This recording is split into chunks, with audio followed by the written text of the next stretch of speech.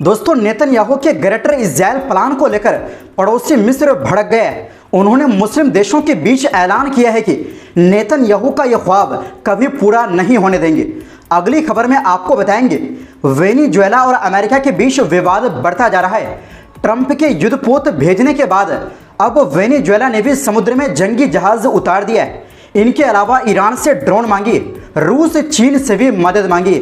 इसी के साथ आपको बताएंगे ट्रंप का बड़ा बयान, कहा हमने मोदी को जंग रोकने की धमकी दी थी, आज से लागू हुआ 50% टैरिफ। और इसी के साथ आपको बताएंगे यहूदियों पर हमले को लेकर ईरानी राजदूत को निकाले जाने के बाद ऑस्ट्रेलिया पर ईरान ने किया पलटवार। बताया असल वजह कुछ और है, लेकिन उससे पहले बहुत सारे लोगों का सवाल है कि आखिर हम इतने दिन से गायब क्यों थे। तो इसके पीछे कुछ प्रॉब्लम थी जो हम कभी बताएंगे, लेकिन एक बात जान लीजिए, अब इस चैनल में वीडियो बराबर आएंगे। तो बिना समय गवाए बात करते हैं खबरों की। दोस्तों, मिस्र ने इजराइल को सीधी चेतावनी दे दी है। मिस्र के विदेश मंत्री बद्र अब्दुल अती ने साफ कहा है कि ग्रेटर इजराइल जैसी कोई ख्वाहिश हकीकत नहीं बनने दी जाएगी। उन्होंने इजराइल के हालिया बयानों को खतरनाक और पूरे मिडिल ईस्ट के लिए तबाही की जड़ बताया। ये बयान उन्होंने ओआईसी की इमरजेंसी मीटिंग में दी, जहां इजराइल की गाजा पर जारी जंग पर चर्चा हो रही थी। अब्दुल अती ने कहा, ये जो ग्रेटर इजराइल का सपना दिखाया जा रहा है, ये महज ताकत का घमंड है। मिस्र इस तरह की बातों को ना तो मानता है और ना ही कभी होने देगा। अब दोस्तों, आपको बताते हैं ग्रेटर इजराइल का मतलब क्या है। ये एक पुराना जायूनी कॉन्सेप्ट है, जिसके हिसाब से इजराइल अपनी हदें बढ़ाकर सीरिया, जॉर्डन, लेबनान, मिस्र का कुछ हिस्सा और पूरा फिलिस्तीन यानी गाजा, वेस्ट बैंक और यरूशलेम सबको अपने नक्शे में मिलाना चाहता है। हालांकि कुछ नक्शों में तो सऊदी अरब जैसे देशों को भी शामिल करता है, यानी साफ तौर पर पड़ोसी मुल्कों की जमीन पर नजर। इस महीने की शुरुआत में खुद इजरायली पीएम बेंजामिन नेतन्याहू ने कहा था कि वो एक ऐतिहासिक और आध्यात्मिक मिशन पर है और ग्रेटर इजराइल की सोच से उनका भावनात्मक रिश्ता है। यानी नेतन्याहू ने खुद आग में घी डालने का काम किया। तुर्की ने कहा कि ग्रेटर इजराइल की बात करना पूरे इलाके के खिलाफ जंग का ऐलान है। ईरान ने कहा कि इजराइल का मकसद फिलिस्तीन को मिटाना और हर पड़ोसी को अस्थिर करना है। जॉर्डन ने इसे लापरवाह और भड़काऊ बताया और सऊदी अरब ने कहा कि इससे पूरे रीजन की स्थिरता और अमन खतरे में है। वहीं मिस्र की पोजीशन और भी क्लियर है। वो पहले ही कह चुका है कि फिलिस्तीनियों को सीनाई में धकेलने की कोशिश उसकी लाल रेखा है। अब्दुल अती ने हाल ही में रफा बॉर्डर का दौरा करते हुए कहा था, हम किसी भी हाल में गाजा से फिलिस्तीनियों का विस्थापन नहीं होने देंगे। अब मिस्र की नज़र में ग्रेटर इजराइल का नारा सिर्फ एक बहाना है ताकि इजराइल अपनी तौसियाती पॉलिसी को सही ठहरा सके। मिस्र का साफ संदेश है, ये ख्वाब सिर्फ ख्वाब रहेगा। इलाके की हकीकत बदलने की कोशिश ना फिलिस्तीन को मिटा पाएगी और ना ही पड़ोसी मुल्कों की सरहदें हिला पाएगी। वहीं दूसरी ओर दोस्तों, अमेरिका में ड्रग्स कंट्रोल के नाम पर राष्ट्रपति डोनाल्ड ट्रंप ने वेनेजुएला को रडार पर ले लिया है। एक फैसले में वेनेजुएला की सीमा पर ट्रंप ने 3 वारशिप भेज दिए हैं, जिसके बाद दोनों देशों के बीच का तनाव चरम पर पहुंच गया है।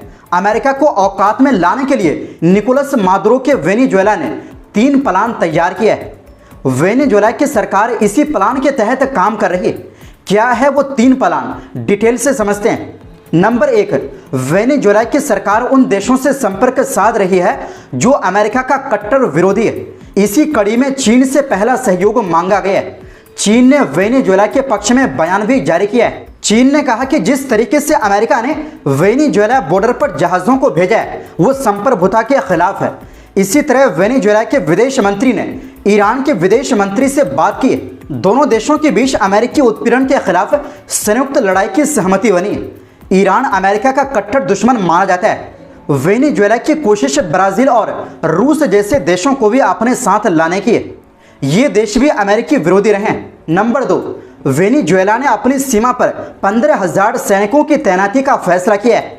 वेनेजुएला ने इन सैनिकों की तैनाती कोलंबिया सीमा के पास की है, क्योंकि अमेरिका ने यहीं पर अपने 4,000 मरीन गार्ड्स के साथ 3 जहाज़ों को भेजा है। इनके अलावा वेनेजुएला के रक्षा मंत्री ने साफ कहा है कि हम समुद्र में गश्ती बढ़ा रहे हैं और हमारा ड्रोन हर गतिविधि पर नजर रख रहे हैं। यानी अमेरिका की हरकत पर वेनेजुएला पूरी तरह एक्शन में नजर आ रहा है। रिपोर्ट के मुताबिक कोलंबिया बॉर्डर पर अमेरिकी सैनिकों से लड़ने के लिए रूस वेनेजुएला को ईरान का शायद ड्रोन देगा। इस ड्रोन से वेनेजुएला आसानी से जहाज़ों पर अटैक कर सकता है। नंबर 3, वेनेजुएला के राष्ट्रपति निकोलस मादुरो ने अमेरिका पर निशाना साधा है। मादुरो के मुताबिक अमेरिका का दबदबा दुनिया में कम हो रहा है। इसे दुरुस्त करने के लिए वेनेजुएला को टारगेट किया जा रहा है। वेनेजुएला ने अपने मिलिशिया को एक्टिव करने की बात कही है, जिसकी संख्या 45 लाख तक है और वेनेजुएला में मिलिशिया समूह को काफ़ी खतरनाक माना जाता है। ये ड्रग्स कार्टेल से जुड़े होते हैं। वहीं दूसरी ओर दोस्तों, अमेरिकी राष्ट्रपति डोनाल्ड ट्रंप ने एक बार फिर भारत पाकिस्तान के बीच मई में तनाव कम करके न्यूक्लियर वार को रोकने का दावा किया है। व्हाइट हाउस में बुधवार को कैबिनेट बैठक के दौरान ट्रंप ने कहा कि उन्होंने भारत को भारी टैरिफ लगाने की धमकी दी थी। साथ ही उन्होंने व्यापार समझौते को रोकने की बात कही जब तक कि दोनों देशों के बीच विवाद सुलझ नहीं जाता। ट्रंप ने दावा किया कि उनकी बातचीत के 5 घंटे बाद ही दोनों देश पीछे हट गए। हालांकि भारत हमेशा से ट्रंप के बातचीत और मध्यस्थता के दावों को खारिज करता आया है। इसके बाद अमेरिका ने भारत पर 25% एक्स्ट्रा टैरिफ लगा दिया था, जो आज से लागू हो गया है। दोस्तों, इससे पहले ट्रंप जुलाई में भारत पर 25% टैरिफ लगा चुके हैं। अब भारत पर कुल टैरिफ 50% हो गया है। दरअसल ट्रंप ने कहा, मैंने मोदी से बात की जो बहुत शानदार इंसान है। मैंने पूछा कि भारत और पाकिस्तान के बीच क्या हो रहा है। दोनों के बीच बहुत नफरत थी। ये विवाद लंबे समय से चल रहा है। उन्होंने कहा, ये मामला सुलझ गया, अब शायद ये फिर शुरू हो, मुझे नहीं पता, लेकिन अगर ऐसा हुआ तो मैं इसे फिर रोकूंगा। हम ऐसी चीज़ें नहीं होने दे सकते। वहीं ट्रंप ने भारत पर 25% अतिरिक्त टैरिफ लगाया है, जो 27 अगस्त यानी आज से लागू हो गया है। अमेरिका ने इस टैरिफ के पीछे की वजह रूसी तेल खरीदने को बताया था। इससे पहले ट्रंप जुलाई में भारत पर 25% टैरिफ लगा चुके हैं। अब से भारतीय सामान के आयात पर अमेरिका में 50% टैरिफ देना होगा। वहीं दूसरी ओर दोस्तों, ऑस्ट्रेलिया और ईरान के रिश्ते अब खुले टकराव में पहुंच गए हैं। मंगलवार को ऑस्ट्रेलिया ने तेहरान के राजदूत को देश से निकालने का फैसला लिया, आरोप लगाते हुए कि ईरान ने यहूदी स्थलों पर हमलों की साजिश रची थी। लेकिन ईरान ने इन आरोपों को पूरी तरह से खारिज कर दिया है। ईरान के विदेश मंत्री अब्बास अरागची ने एक्स पर लिखा, ये आरोप बेतुके हैं। ईरान उन देशों में से हैं जहां दुनिया के सबसे पुराने यहूदी समुदाय रहते हैं, दर्जनों आराधनालय, और हम उनकी पूरी सुरक्षा करते हैं। ऐसे में हम पर यह आरोप लगाना बिल्कुल बेकार है। अरागची ने कहा कि असल वजह कुछ और है। ईरान ऑस्ट्रेलियाई जनता के फ़लस्तीनी समर्थन की कीमत चुका रहा है, क्योंकि हाल के महीनों में ऑस्ट्रेलिया में गाजा युद्ध के खिलाफ बड़े पैमाने पर फ़लस्तीनी समर्थक विरोध प्रदर्शन हुए हैं। दरअसल ऑस्ट्रेलियाई प्रधानमंत्री एंथनी अल्बानीज़ ने दावा किया था कि ईरान ने अक्टूबर और दिसंबर में यहूदी स्थलों पर 2 हमले करवाए, लेकिन अब तक कोई ठोस सबूत पेश नहीं किया। मीडिया रिपोर्ट से कहती है कि शायद ये कदम ऑस्ट्रेलिया ने इजराइल की आलोचना से बचने और शांत करने के लिए उठाया है। वैसे ऑस्ट्रेलिया और इजराइल के बीच पहले से ही तनाव बढ़ा हुआ है। इसी महीने ऑस्ट्रेलिया ने ऐलान किया कि वो फ्रांस समेत कई देशों के साथ मिलकर संयुक्त राष्ट्र महासभा में फ़लस्तीन को औपचारिक मान्यता देगा। इस फैसले के बाद इजरायली पीएम बेंजामिन नेतन्याहू ने अल्बानीज़ पर हमला बोलते हुए कहा था, उसने इजराइल से गद्दारी की है, ऑस्ट्रेलिया के यहूदियों को छोड़ दिया है और वो एक कमज़ोर नेता है।